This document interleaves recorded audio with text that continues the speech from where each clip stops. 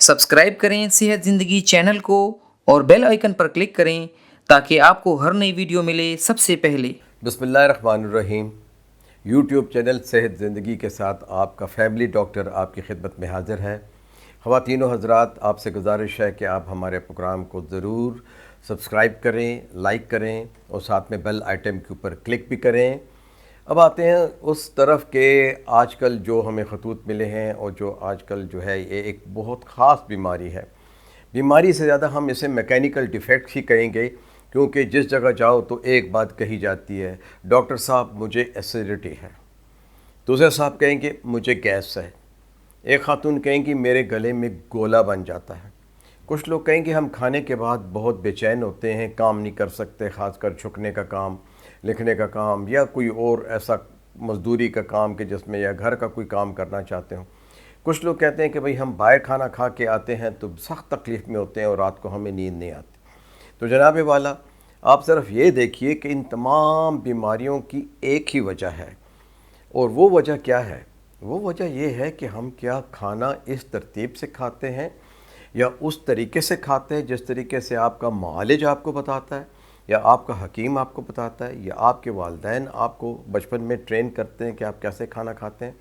या आप जो है ये देखिए कि आप दोस्तों के साथ मिल के खुश अखलाक़ी में आके, जोम में आके, हंसी में गुलगपाड़ा करके, लतीफ़े सुन के है बहुत ज़्यादा खा लेते हैं। तो जनाब आते हैं इस तरफ कि ये बीमारी है क्या। इसे हम इंडिजेशन भी कहते हैं, इसे हम डॉक्टरी ज़बान में डिस्पेप्सिया भी कहते हैं, हम इसे हाइपर एसिडिटी भी कहते हैं, हम इसे सीने की जलन भी कहते हैं। और कुछ लोग तो ये कह देते हैं मेरा दिल जलता है, यानी दिल की जलन की तरफ चले जाते हैं। तो थोड़ा सा खौफ भी पैदा होता है कि क्या आया ये कहीं पेट की बीमारी ना हो और दिल की बीमारी ना हो। तो जनाब आपका मैदा है कितना?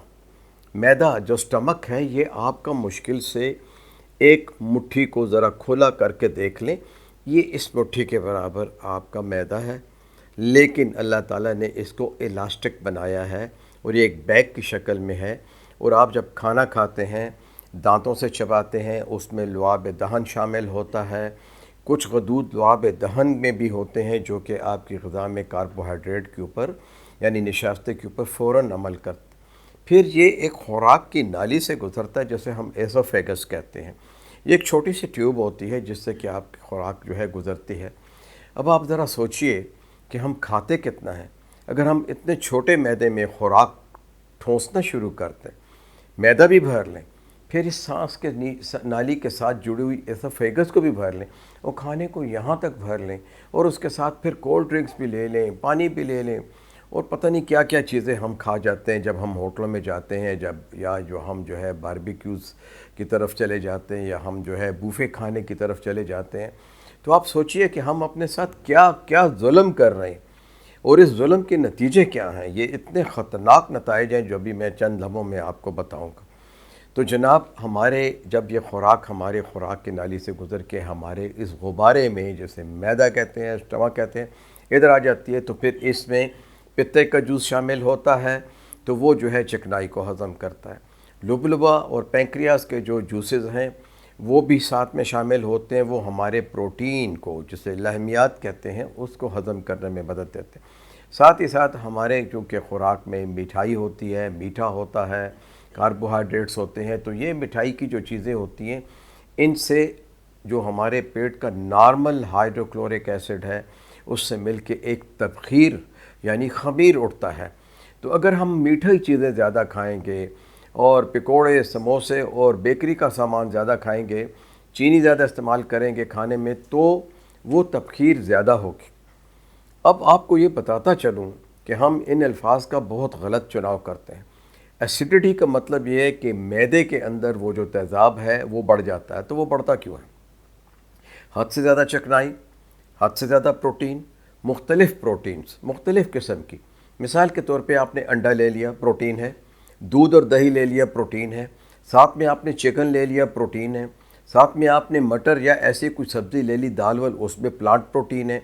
साथ ही में आप किसी जगह बैठे हुए हैं, वहाँ बटेर आ गए रोस्ट किए हुए, आपने वो भी ले लिया। साथ में जो है लैम्ब लेग या जो है चिकन टिक्का पड़ा हुआ, आपने वो भी ले लिया। तो जनाब फिर आप देखिए कि आपका जो कंप्यूटर का निज़ाम है جس کو کہ آپ کا دماغ کنٹرول کرتا ہے، پھر معدہ کنٹرول کرتا ہے، پھر آپ کا جگر اور لبلبہ کنٹرول کرتا ہے، وہ ڈسٹرب ہو جاتا ہے، اور یوں آپ کے معدے میں جو ہے تیزاب کی مقدار جو ہے اس کو ہضم کرنے کے لیے قدرتی طور پہ بڑھنا شروع ہو جاتی ہے۔ اب جب آپ کھانا کھاتے ہیں تو جناب من یہ دیکھیے کہ ہم کھانا کھاتے کس وقت ہیں، ہمارے کھانے کے کتنے اوقات ہیں۔ اسلام میں تو حضرت عمر رضی اللہ تعالیٰ عنہ نے کہا ہوا ہے کہ مسلمان کو 2 وقت کھانا چاہیے۔ ہم کتنے وقت کھاتے ہیں؟ ہم 3 وقت کھاتے ہیں۔ پھر ہم کیا کرتے ہیں؟ پھر ہم سنیکس بھی لیتے ہیں، پھر ہم شام کی چائے بھی لیتے ہیں، پھر ہم کسی دوست کے گھر جاتے ہیں، وہاں بھی کچھ کھا لیتے ہیں، یا کوئی مہمان گھر پہ آتا ہے ہم اس کے ساتھ بھی کچھ کھا لیتے ہیں۔ تو دیکھیے کہ آپ اپنے چھوٹے سے معدے کے ساتھ کتنا ظلم کر رہے ہیں۔ تو جناب جب یہ تیزاب بڑھے گا اور آپ لیٹ نائٹ کھانا کھائیں گے اور پھر ورزش بھی نہیں کریں گے، کھانا کھاتے ہوئے کمپیوٹر بھی دیکھیں گے، اخبار بھی پڑھیں گے، اپنا جو ہے موبائل بھی اٹینڈ کریں گے، ٹیلی ویژن بھی دیکھیں گے، میچ دیکھ رہے ہیں، جذباتی قسم کا میچ ہے، آپ کو پتہ ہی نہیں چلتا کہ آپ نے کیا کھایا ہے۔ اس سے آپ کے معدے میں تیزاب بڑھتا ہے، اور پھر جو ہے اس تیزاب کے بڑھنے کے ساتھ آپ جو ہے آپ کے سینے میں جب یہ خوراک کی نالی کی طرف جب آپ لیٹتے ہیں تو اوپر آ جاتا ہے، خاص کر ڈکار کے ساتھ، گیس کے ساتھ، تو اسے سپلیش کہتے ہیں، یا اسے ہم اپنی زبان میں واٹر بریش بھی کہتے ہیں۔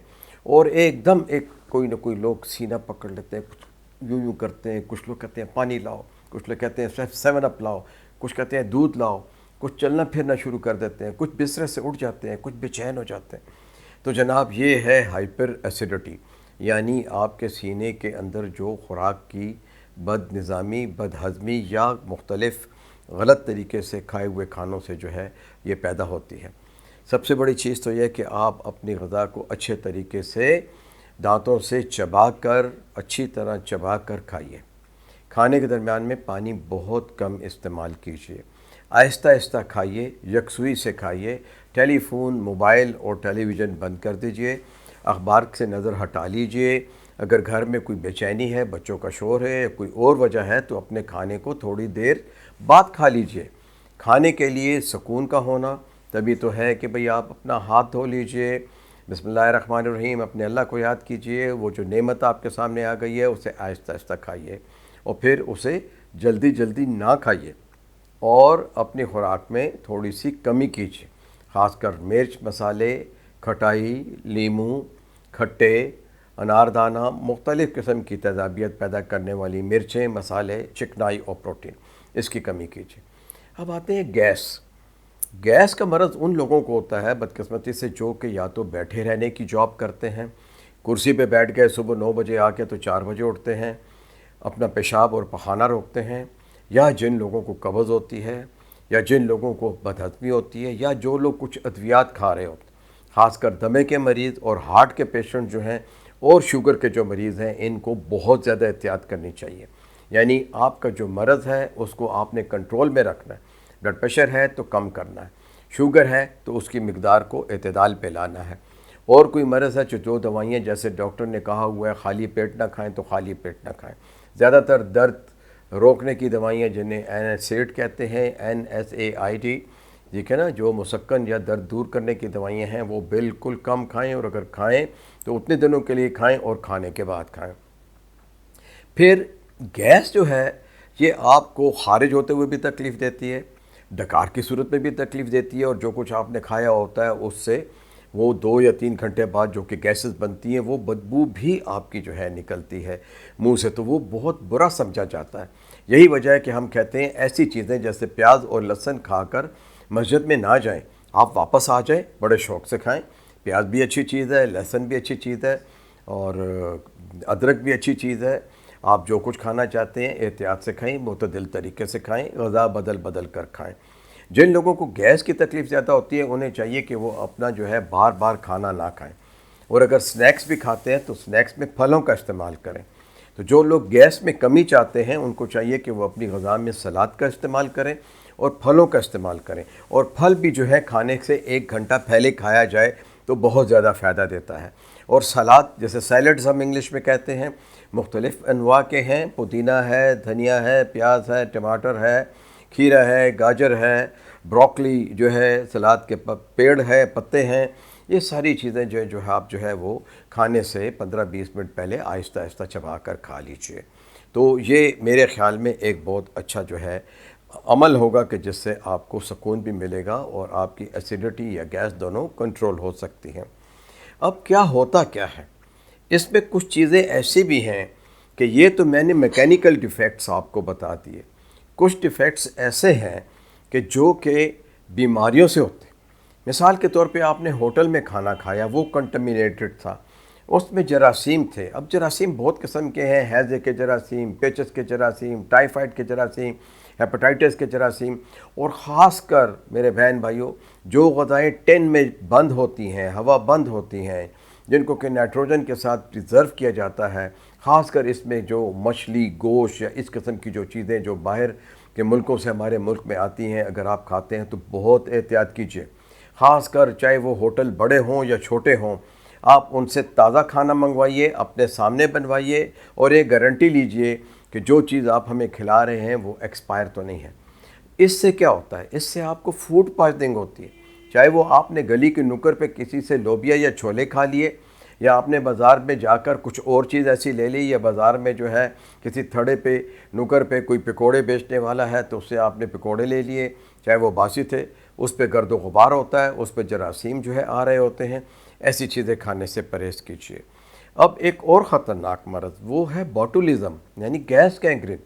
یہ تو اتنی خطرناک بیماری ہے کہ اکثر اس میں موت بھی واقع ہو جاتی ہے۔ شدید قے، دست اور بخار ہوتا ہے، خون میں نمکیات کی کمی ہو جاتی ہے، اور آنتوں سے خون بھی آنا شروع ہو جاتا ہے۔ یہ بہت سخت ایمرجنسی ہوتی ہے۔ اس چیز کا زیادہ خیال کیجئے کہ کوئی بھی ٹن والی چیز آپ کھائیں تو آپ اس کی ایکسپائری ضرور چیک کریں۔ اب آتا ہے ایک اور جراثیم جسے ہم کہتے ہیں ایچ پائلورائی۔ ایچ پائلورائی، ہیلیکوبیکٹر پائلورائی ایک جراثیم ہے جو کہ اکثر بچوں میں بھی، بوڑھوں میں بھی، جوانوں میں بھی، خواتین و حضرات میں پایا جاتا ہے۔ اس کی مقدار اگر ہمارے معدے میں زیادہ ہو جائے تو یہ پیپٹک السر، یعنی ہمارے آنتوں میں السر پیدا کر دیتا ہے۔ تو لگے ہاتھوں یہ بھی آپ کو بتا دیں کہ السر دو قسم کا ہوتا ہے۔ السر کا مطلب ہے زخم۔ ایک زخم تو معدے میں ہوتا ہے جسے ہم گیسٹرک السر کہتے ہیں، جو کہ زیادہ تر اسی قسم کی بنجے ایٹنگ اور بد اعتدالی کی خوراک، مرچ مسالے، اچار، چٹنیاں، سموکنگ، نسوار اور کولا ڈرنک سے پیدا ہوتی ہے۔